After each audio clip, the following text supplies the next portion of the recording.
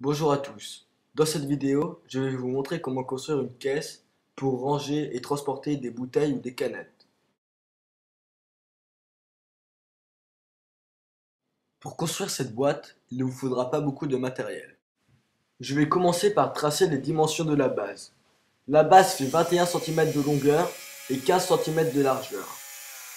Vous pouvez ensuite couper la base avec une scie sauteuse ou une scie à main.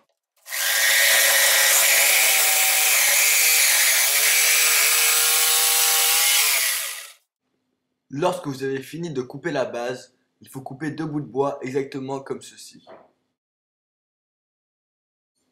Voici la structure de la caisse terminée. Il faut ensuite couper deux cercles de même diamètre que le manche sur les deux faces.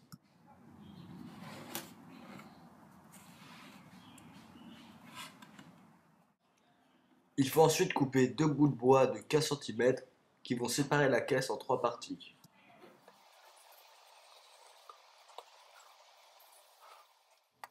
Il faut les coller afin qu'ils séparent en trois parties égales la base. Je vais ensuite les attacher avec une pince et attendre que la colle sèche. Lorsque la colle a séché, il faut assembler la structure. Je vais d'abord faire des pré-trous pour ensuite visser plus facilement.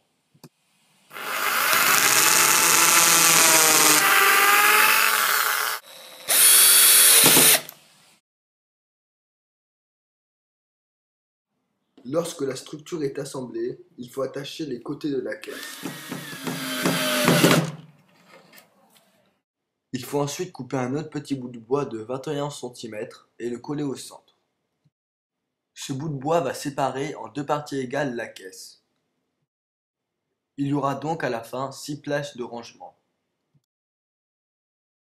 Lorsque la colle a séché, il faudra donc assembler la deuxième face de la caisse. Les quatre faces doivent mesurer environ 24,5 cm. Je vais les attacher avec des vis, mais vous pouvez tout aussi bien les coller ensemble.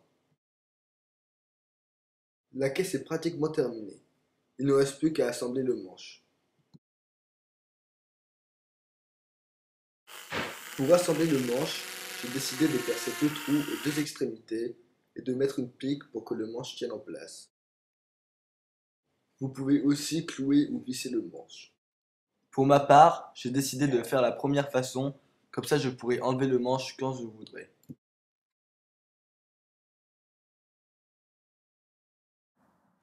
Pour finir ce projet, je vais visser une vis, ce qui me permettra de disposer un ouvre-bouteille et de l'utiliser quand j'en aurai besoin.